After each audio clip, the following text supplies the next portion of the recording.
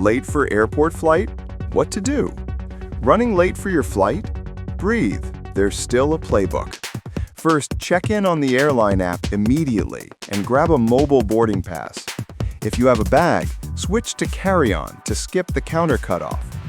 While you head to the airport, message the airline via app chat or X and WhatsApp support and say you're en route.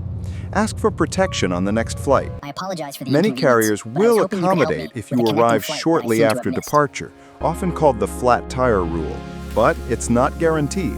Being polite helps. At the terminal, go straight to security. Use the dedicated help desk at the I have a checkpoint laptop if a in this rep bag. is Do I need to present. remove it? At the Yes, gate, please place all ask for electronics and same-day approved goods into a confirmed separate bin for change extra or speed. free I know it says standby delayed, but I and desperately request need to to be make my listed connection. on I understand all completely. reasonable Let options, me see what other including options are available partner right now. flights and nearby airports.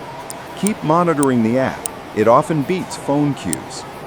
If you must rebook, compare prices across your airline and alternatives, then pay only if that's faster.